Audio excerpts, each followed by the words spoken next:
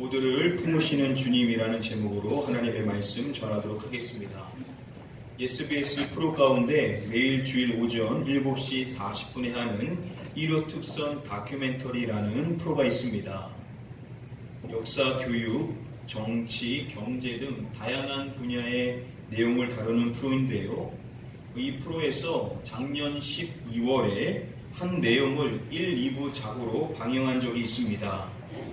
그 제목은 발굴 추적 예수라는 제목이었습니다.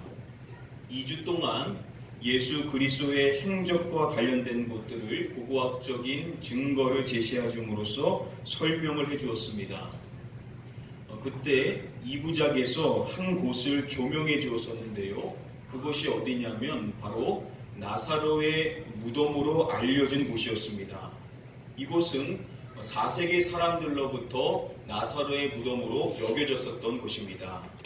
저와 여러분들이 오랫동안 11장의 말씀을 살펴보고 있는데요. 오늘 본문의 말씀에 보시면은 드디어 예수님께서 나사로의 그 무덤에 도착하신 것을 살펴볼 수가 있습니다. 오늘 본문 말씀 가운데 다음에 시작의 말씀 같이 한 목소리로 읽어보도록 하겠습니다. 이에 예수께서 다시 속으로 비통히 여기시며 무덤에 가시니 무덤이 구리라 돌로 말았거늘. 지난 시간에 살펴본 것처럼 앞절의 말씀에 보시면은 유대인들 가운데 이러한 이야기를 하는 자들이 있었습니다. 맹인의 눈을 뜨게 한 이 사람이 그 사람은 죽지 않게 할 수 없었더냐.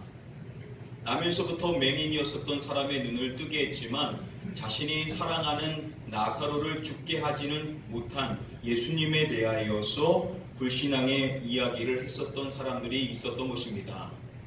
그러한 사람들로 인하여서 오늘 본문 말씀 시작에 보시면은 이에 예수께서 다시 속으로 비통히 여기시며 라고 말씀하는 것입니다. 사람들의 불신앙으로 인하여 예수님께서는 다시금 비통한 마음을 느끼실 수밖에 없으셨던 것입니다. 그리고 이어지는 말씀을 보시면은 무덤에 가시니 라고 이야기해 주죠. 이제 예수님께서 나사로가 묻혀있는 그 무덤으로 향하셨던 것입니다. 성경은 그 무덤에 대해서 설명해 줄 때 무덤이 구리라 라고 이야기를 해줍니다. 당시 유대인들은요, 자연스럽게 생겼거나 또 바위를 깎아서 만든 굴 속에 죽은 자들을 매장했다라고 합니다. 나사로 역시도 마찬가지로 굴 속에 매장이 되었던 것인데요. 이 말씀 마지막 부분의 내용에 보시면 돌로 막았거늘이라고 말씀합니다.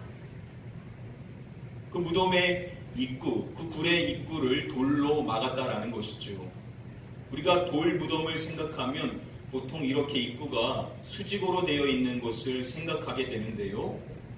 안드레아스 교수의 설명은 이렇게 이야기합니다. 동굴의 통로가 수직일 수도 수평일 수도 있겠지만 고고학상의 증거와 미시나의 규정을 통해서 볼 때 이 동굴은 수평이었던 것으로 보인다라고 설명을 해줍니다. 앞서서 말씀드린 그 프로에서 나사로의 무덤을 보여줬을 때 그 무덤의 입구가 이렇게 수평으로 되어 있는 것으로 소개했었습니다. 바로 이 무덤, 수평으로 되어 있는 이 입구를 큰 돌로서 막았다라는 것이죠. 쉽게 짐작해봐도 그 돌의 크기가 매우 크고 또 무거웠음을 생각해 볼 수가 있습니다. 자, 그런데 그러한 나사로의 무덤에 도착하신 예수님께서 사람들에게 이러한 말씀을 해 주시는 것입니다. 예수께서 이르시되 돌을 옮겨 놓으라 하시니, 예수님께서 입구를 막고 있는 그 돌을 옮겨 놓으라라고 명령을 하셨던 것입니다. 여러분, 그곳에 있었던 사람들이 예수님의 이 말씀을 들었을 때 어떠한 생각이 들었을까요? 예수님께서는 그들에게 물으실 때 그를 어디 두었느냐, 즉 나사로의 무덤이 어디인지를 물으셨습니다. 이 질문을 받았었을 때 사람들은 왜 예수님께서 무덤에 가시고자 하신다라고 생각을 했을까요? 마르다를 통하여서 예수님에 대한 소식을 접했었던 마리아가 급히 일어나는 것을 보고 사람들이 어떻게 생각했는지를 성경은 이렇게 기록해주고 있습니다. 곡하러 무덤에 가는 줄로 생각하고 라고 이야기해 주죠. 무덤에 가서 애곡하고자 한 것으로 사람들이 생각했다라는 것입니다. 당시 유대의 풍습 가운데 무덤에 가서 죽은 자들을 위하여 곡하는 것은 유대 지방의 풍습이었다라고 합니다. 그래서 마리아가 일어나는 것을 보고 당연히 무덤에 가서 애곡하고자 할 것으로 예상했다라는 것이죠. 자, 그런 점에서 봤었을 때 예수님께서 나사로의 무덤에 대해서 물으셨을 때 그들은 당연히 예수님이 그곳에 가셔서 애곡하시고자 하실 것이다 라고 예상을 했었을 것이라는 겁니다. 자, 그런데 그곳에 가서 눈물을 흘리시는 것이 아니라 예수님께서는 그들에게 돌을 옮겨 놓으라 라고 명령을 하셨던 것이죠. 이어지는 말씀을 보시면은 그 말씀에 가장 먼저 반응한 사람이 누구인지를 이야기해 줍니다. 그 죽은 자의 누이 마르다가 이르되, 돌을 옮겨 놓으라 라고 명령하신 예수님께 마르다가 이렇게 이야기를 한 것입니다. 주여, 죽은 지가 나흘이 되었음에 벌써 냄새가 나나이다. 자신의 오라버니가 죽은 지 나흘이 되었다라는 것을 이야기하고 이미 냄새가 난다라는 이야기를 한 것입니다. 한번 언급해 드렸던 것처럼 당시 랍비들 가운데는요, 영혼이 죽은 사람의 시신 위에 처음 3일 동안은 맴돌다가 시신이 훼손이 되는 것을 보게 되었었을 때 그 영혼이 떠나게 된다라고 이야기를 했었다라고 합니다. 자, 이 점에서 봤었을 때 마르다가 나흘이 되었고 냄새가 난다, 즉 시신이 부패하였다라고 이야기한다라는 것은 이제 완전히 끝났다라는 의미죠. 이제 자신의 오라버니가 살아날 수 있는 가망성은 아예 없다라는 의미로서 이 말을 했다라는 것입니다. 즉 돌을 옮겨 놓으라 했었던 예수님을 마르다는 저지하고자 했었다라는 것입니다. 그러한 마르다에게 예수님께서 말씀해 주신 말씀을 보시면은 예수께서 이르시되 내 말이 내가 믿으면 하나님의 영광을 보리라 하지 아니하였느냐 하시니, 예수님께서는 마르다에게 이렇게 말씀하시는 것입니다. 내 말이 내가 믿으면 하나님의 영광을 보리라 하지 아니하였느냐. 마르다와 마리아가 요단 동편에 계신 예수님께 사람을 보내어서 나사로에 대한 소식을 전했었죠. 그 소식을 접했었던 예수님께서 가장 먼저 하셨던 말씀은 이것이었습니다. 이 병은 죽을 병이 아니라 하나님의 영광을 위함이요. 예수님께서는 최초 이것이 하나님의 영광을 위한 것이다 라는 것을 밝혀주셨습니다. 보낸받은 사람이 이 이야기를 들었다라고 한다면 당연히 자신을 보낸 마리아와 마르다에게 이 이야기를 전달했었을 것입니다.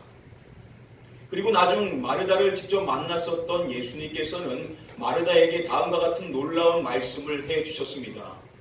나는 부활이요 생명이니 나를 믿는 자는 죽어도 살겠고 무릇 살아서 나를 믿는 자는 영원히 죽지 아니하리니. 이 놀라운 말씀을 해주시고 이어서 예수님께서는 마르다에게 이렇게 물으신 것입니다. 이것을 내가 믿느냐? 최초에 이것이 하나님의 영광을 위한 것임을 밝혀주시고 그녀를 만났었을 때 그녀에게 믿음을 요청하셨다라는 것입니다. 예수님께서는 돌을 옮겨 놓으라 라고 사람들에게 말씀하셨을 때 그 말에 마르다가 저지하는 반응을 보였던 것입니다. 그러한 마르다에게 내 말이 내가 믿으면 하나님의 영광을 보리라 하지 아니하였느냐라고 말씀하시는 것을 봤었을 때 마르다는 예수님께서 주신 그 말씀을 망각하고 믿음으로 반응하지 못했음을 예수님께서는 나타내 주시고 계신다라는 것입니다. 여러분 조금 이상하지 않습니까?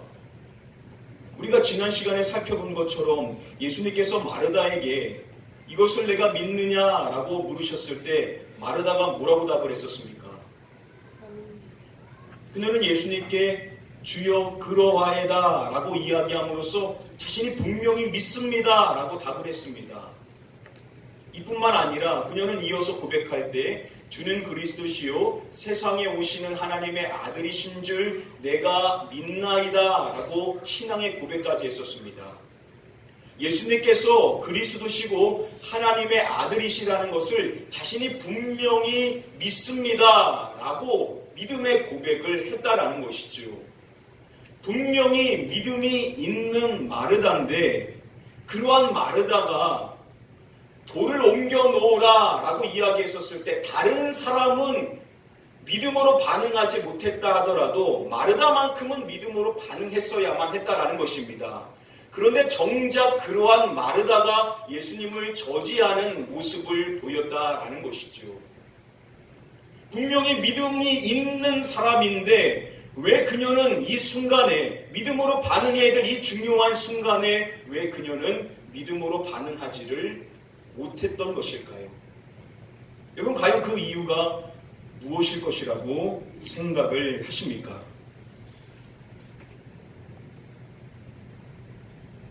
예수님께서 하신 이 놀라운 말씀, 나는 부활이요 생명이니 나는 이 말씀을 유일하게 들은 사람은 누구입니까? 마르다뿐이죠. 마리아밖에 이 말씀을 듣지를 못했습니다. 이 놀라운 말씀을 듣고 난 이후에 신앙을 고백하고 그녀가 했었던 일이 무엇이냐면 자신의 집으로 돌아가서 가만히 즉 몰래 자신의 자매 마리아를 불러서 선생님이 오셔서 너를 부르신다라는 이야기를 전달해 주었습니다. 그 이야기를 들었었던 마리아가 급히 일어나 예수님께로 나아갔던 것이지요. 자, 그런데 그렇게 일어난 그녀를 보고 사람들은 그녀가 무덤으로 가서 곡하고자 하는 줄 알고 따라갔었던 것입니다. 즉 마리아는 사람들을 끌고 예수님께 왔다라는 것이죠. 그렇게 사람들과 함께 예수님이 있는 곳으로 도착했었던 마리아가 가장 먼저 했었던 반응이 무엇이었냐면 주께서 여기 계셨더라면 내 오라버니가 죽지 아니하였겠나이다 라고 이야기를 한 것입니다. 주님께서 여기 계시지 않으셨기 때문에 자신의 오라버니가 죽을 수밖에 없었다라는 원망이 섞인 이 이야기를 지금 다른 유대인들이 다 보는 자리에서 이야기했다라는 것입니다. 그때 그녀는 눈물을 흘리고 있었던 것이죠. 그녀뿐만 아니라 그곳에 있었던 모든 유대인들 역시도 눈물을 흘렸다라고 성경은 기록해주고 있는 것입니다. 그렇게 그 자리에 있는 모두가 울고 있는 모습을 예수님께서 보시고 어떻게 반응하셨는지 성경은 이렇게 이야기했었죠. 심령의 비통이 여기시고,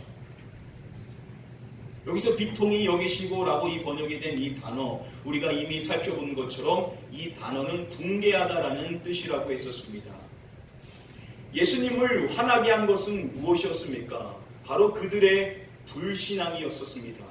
마치 세상이 끝난 것처럼 아무런 소망이 없는 세상 사람들과 똑같이 절망하며 눈물 흘리고 있는 그들의 불신앙으로 인하여서 예수님께서는 심령에 붕괴하실 수밖에 없으셨다라는 것이죠.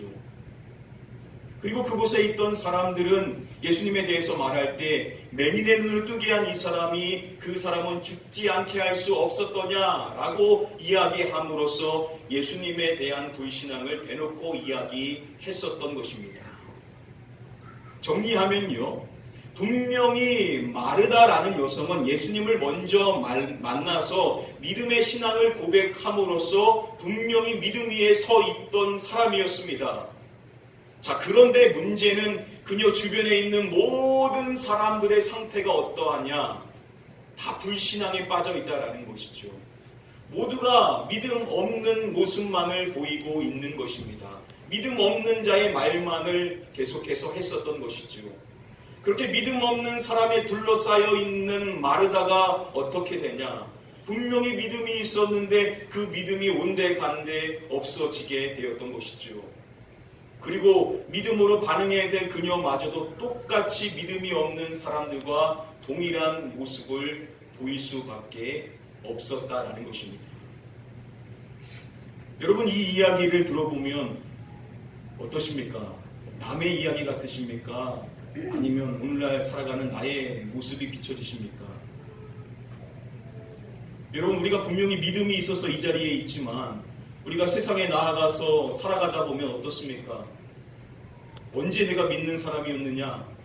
그런 생각이 들 정도로 세상에 안 믿는 사람들하고 똑같이 생각하고 똑같이 말하고 똑같이 반응할 때가 여러분 우리가 얼마나 많이 있습니까?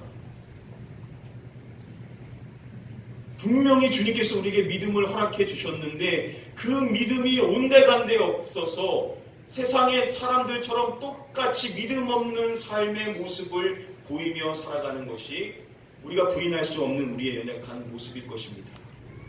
자, 그렇다고 한다면 오늘 우리에게 주어진 이 본문의 말씀은 그들만의 이야기가 아니라 바로 오늘 우리를 위한 이야기라는 것이죠. 믿음이 있다 하지만 믿음 없는 사람처럼 살아가는, 언제 믿음이 없어지는 전락한 삶의 모습을 늘 보이고 살아가는 바로 저와 여러분들을 위하여 예수님이 어떻게 하셨는가 라는 것을 기록해 주는 것이 바로 이어지는 본문의 말씀이라는 것입니다. 바로 이것이 바로 우리를 위한 이야기라는 그러한 마음을 가지고 계속해서 이어서 이 말씀을 함께 고찰해 나가기를 원합니다. 우리 다음에 이어지는 다음의 본문의 말씀 함께 한 목소리로 읽어보도록 하겠습니다. 돌을 옮겨 놓으니 예수께서 눈을 들어 우러러보시고 이르시되 아버지여 내 말을 들으신 것을 감사하나이다. 서두에 보시면은 돌을 옮겨 놓으니 라고 말씀하죠. 예수님이 앞서 말씀들로 인하여서 결국 사람들이 그 돌을 옮겨 놓았던 것입니다. 그리고 이어지는 말씀을 보시면은 예수님의 모습을 이렇게 설명해 줍니다. 예수께서 눈을 들어 우러러보시고 이르시되 아버지여 내 말을 들으신 것을 감사하나이다. 예수님께서 눈을 들어 하늘을 쳐다보시면서 하나님께 이렇게 말씀하신 것입니다. 아버지여 내 말을 들으시는 것을 감사하나이다. 이미 자신의 말씀을 들으신 아버지 하나님께 감사의 기도를 드리시는 것입니다. 그리고 이어지는 말씀 가운데 먼저 다음에 43절 말씀을 보시면은 예수님께서 큰 소리로 부르셨다라고 성경은 이야기를 해줍니다. 예수님께서 큰 소리로 무엇이라고 부르시냐면 나사로야 나오라 라고 큰 소리로 나사로를 부르셨다라고 성경은 기록해주고 있습니다. 죽은 나사로를 향하여서 살아있는 사람을 부르듯이 예수님께서 나사로를 부르셨다라는 것이죠. 오늘 본문 마지막 이어지는 44절의 말씀을 보시면 그때 어떻게 되었는지 성경은 이렇게 기록을 해줍니다. 죽은 자가 수족을 배로 동인 채로 나오는데 그 얼굴은 수건에 쌓였더라. 죽은 나사로가 살아났어. 수족을 배로 동인 채 그 얼굴을 수건에 싼 채로 무덤을 걸어 나왔다 라고 성경은 기록을 해주고 있습니다. 이 놀라운 사건을 기록해주고 있는 오늘 본문의 말씀 가운데 우리가 주목해야 될 중요한 말씀이 있습니다. 예수님께서 먼저 나사로야 나오라 라고 말씀하시기 이전에 아버지 하나님께 이렇게 말씀하셨다라고 성경은 기록을 해주고 있습니다. 우리 다음의 말씀을 주목해 보기를 원합니다. 항상 내 말을 들으시는 줄을 내가 알았나이다. 그러나 이 말씀하옵는 것은 둘러선 무리를 위함이니 곧 아버지께서 나를 보내신 것을 그들로 믿게 하려 함이니이다. 예수님께서는 아버지 하나님께 이렇게 말씀하신 것입니다. 항상 내 말을 들으시는 줄을 내가 알았나이다 라고 말씀을 하십니다. 아버지 하나님께서는 항상 자신의 말을 들어주신다는 것을 자신은 알고 있다라는 것이죠. 그리고 이어서 말씀하실 때 그러나 이 말씀하옵는 것은 둘러선 누구를 위함이니 라고 예수님께서 말씀하십니까?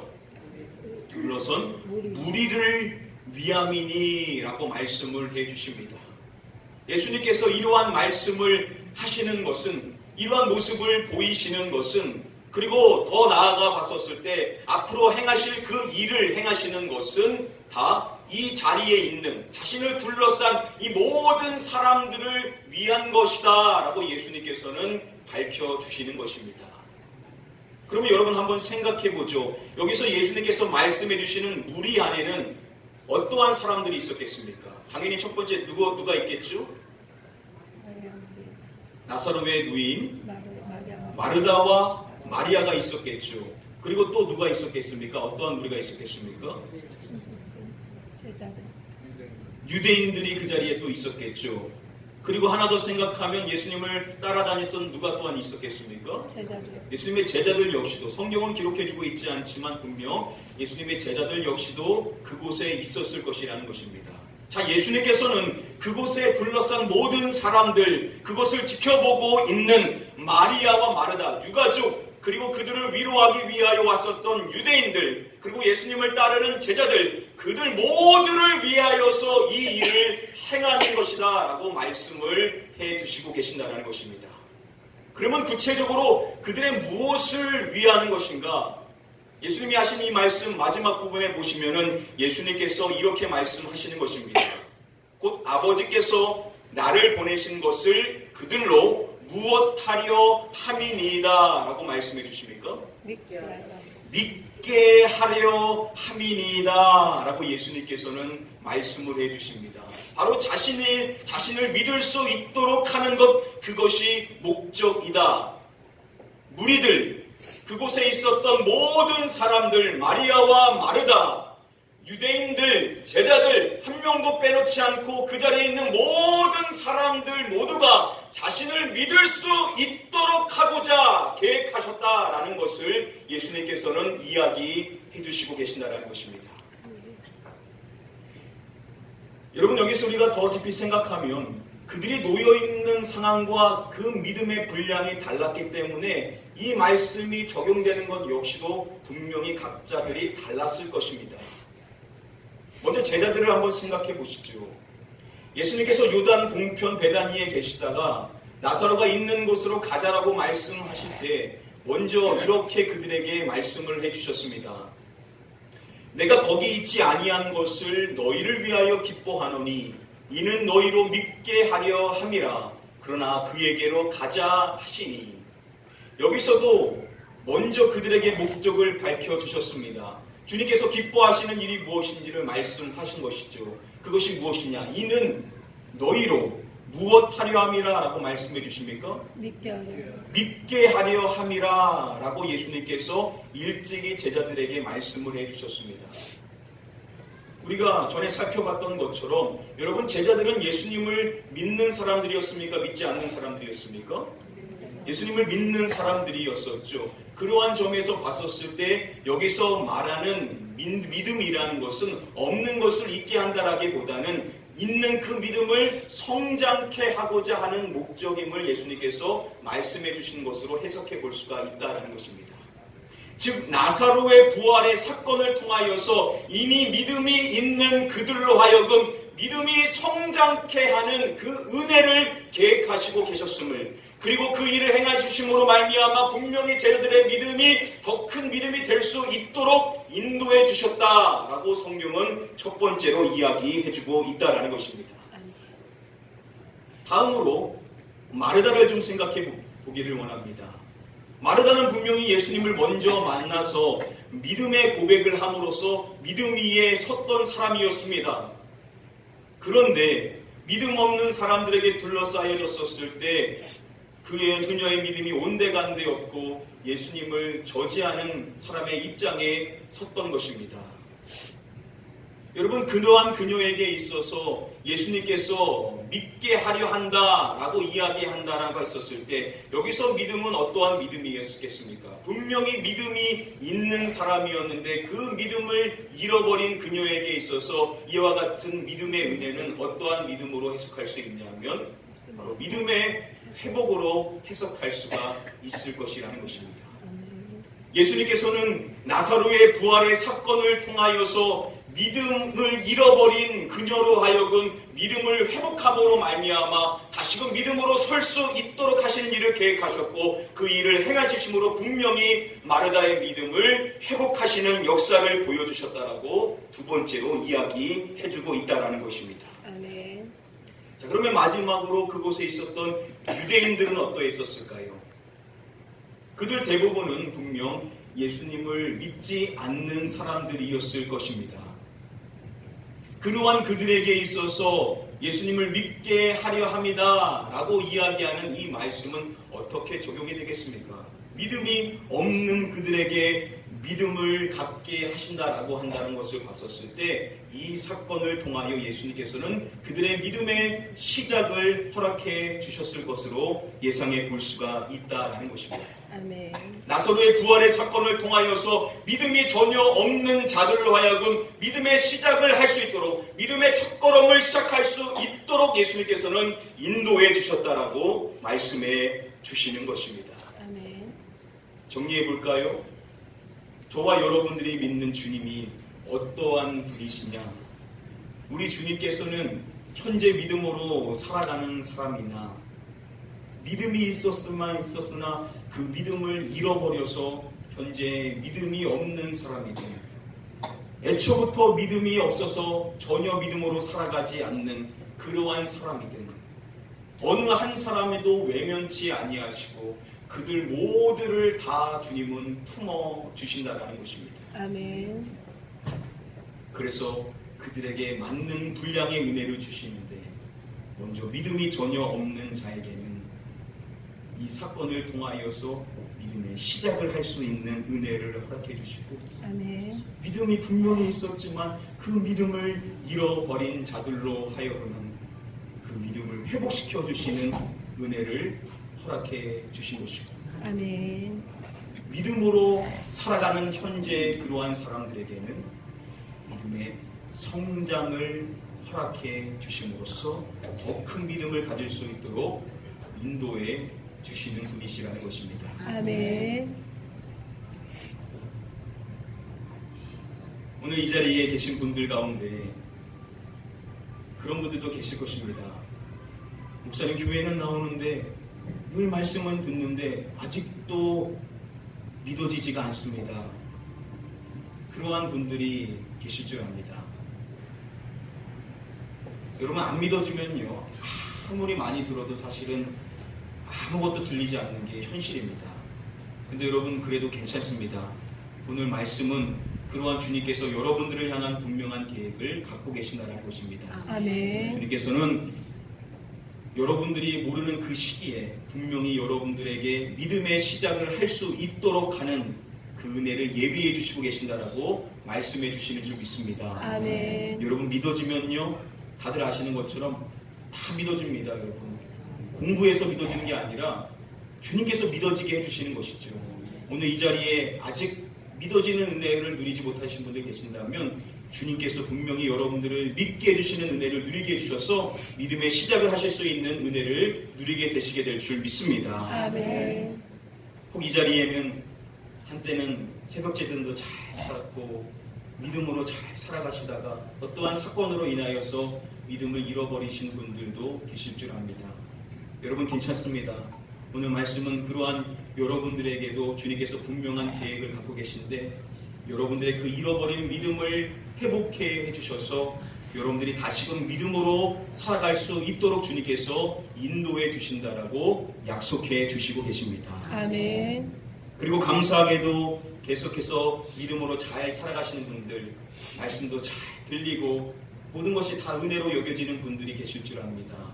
그러한 여러분들에게는 주님께서 더 큰 믿음의 성장을 허락해 주셔서 여러분들을 더 크게 사용해 주시고자 하시는 계획을 갖고 계신다라고 말씀을 해 주시는 것입니다. 아멘. 오늘 이 자리에 계신 저와 여러분들 모두 한 사람도 빼놓지 않고 다 주님께서 계획을 갖고 계신다는 것, 믿음이 없으신 분들은 믿음의 시작을, 믿음을 잃어버리신 분들은 믿음의 회복을, 현재 믿음 위에 서 계신 분들은 더 큰 믿음을 허락해 주시는 그 주님, 그 주님을 다 만나시게 되시기를 주님의 이름으로 간절히 축복하며 축원드립니다. 아멘. 말씀을 이제 맺도록 하겠습니다. 믿음에 관련된 말씀 가운데 가장 유명한 말씀이 있다라고 한다면 히브리서의 말씀일 것입니다. 다들 잘 아시는 것처럼 히브리서 11장 말씀에서 믿음에 대한 긴 가르침을 우리에게 주죠. 그리고 12장에 가서 보시면은 현재 믿음으로 함께 살아가야 될 우리 믿는 자들에게 그 성경의 저자가 이러한 이야기를 해줍니다. 우리 함께 마지막으로 다음의 말씀 한 목소리로 읽어보도록 하겠습니다. 믿음의 주여 또 온전하게 하시는 이 예수를 바라보자. 이 말씀을 쉬운 성경어로 보면은 이렇게 번역을 합니다. 우리 믿음의 시작이며 또 믿음을 완전하게 하시는, 믿음의 시작과 믿음의 끝 완성을 이야기하고 있습니다. 이것을 이야기하고 말하는 내용이 무엇이냐? 우리의 믿음의 시작 그리고 우리의 믿음을 완전하게 하시는 분이 계신데 그분이 누구시냐? 바로 그분이 예수 그리스도시다라고 성경은 이야기를 합니다. 아멘. 오늘 우리가 살펴본 말씀에 입각하면 정말 맞는 말이죠.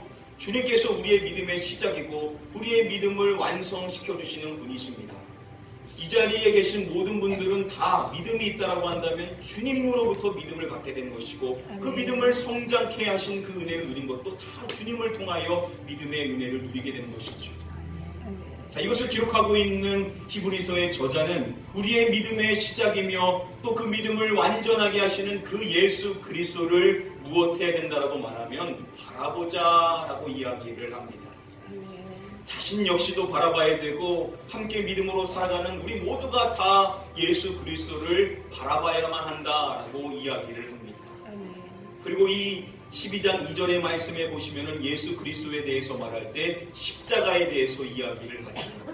바로 십자가에서 우리를 향한 사랑을 확증하시고 우리를 죽기까지 사랑하신 그 예수 그리스도, 그분을 바라보며 그분께 시선을 고정하며 살아갈 때 우리는 믿음으로 승리할 수 있다라고 저와 여러분들에게도 말씀해 주시는 줄 믿습니다. 아멘. 이 시간 마지막으로 여러분들 간절히 축복할 때 어떠한 믿음의 분량이 있으시든 간에 이 말씀대로 우리의 믿음의 시작이요 우리의 믿음을 완전하게 해주시는 예수 그리스도, 함께 그분만을 바라보시며 살아가시게 되시기를 주님의 이름으로 간절히 축복하며 축원드립니다. 아멘. 우리 시간에 찬양하실 때 우리 함께 한번 이 찬양으로 고백하기를 원합니다.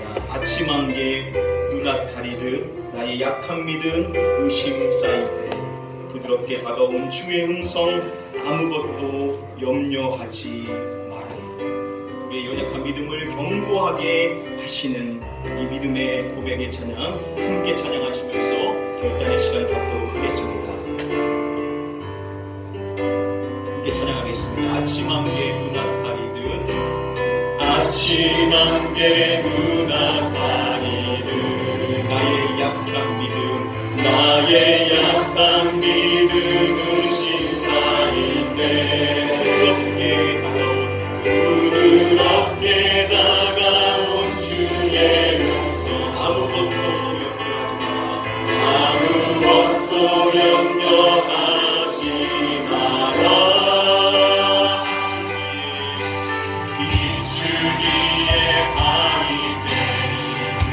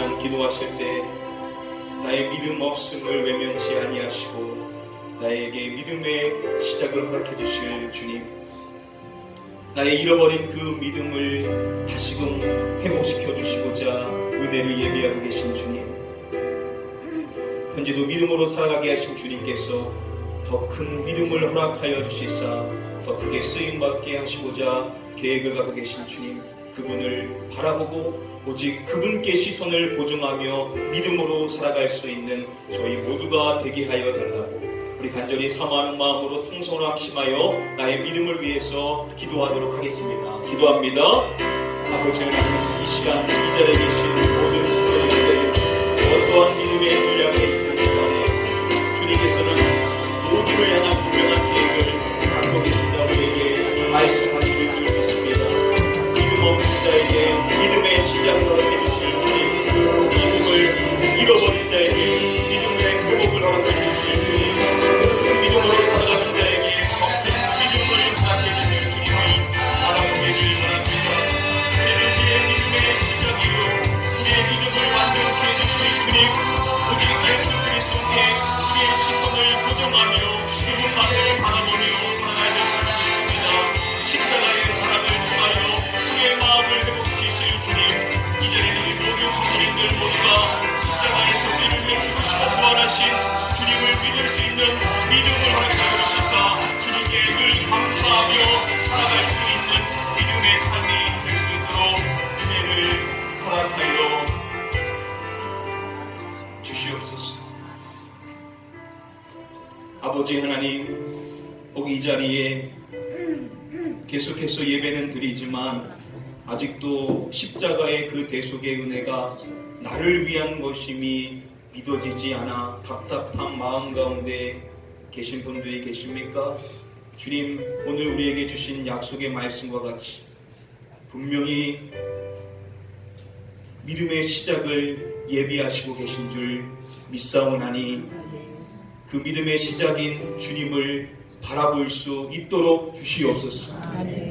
혹 이 자리에 여러 가지 아픔과 상처로 인하여서 강했던 믿음을 잃어버린 분들이 계십니까?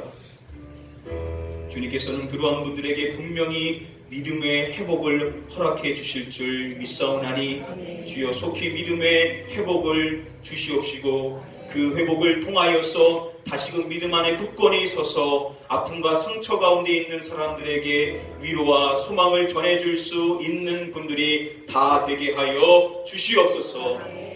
현재 믿음으로 잘 살아가시는 분들, 주님께서는 그러한 분들을 향하여 더 큰 믿음을 예비하시고 계신 줄 믿사오나니 주여 순종케 하여 주시사 하나님께 더 크게 쓰임받음으로 말미암아 살아계신 하나님을 늘 드러내며 살아갈 수 있는 우리 모든 성도님들이 다 되게 하여 주시옵소서. 모든 것 믿고 감사드리오며 우리의 소망 되시는 예수 그리스도의 이름으로 기도드립니다. 아멘.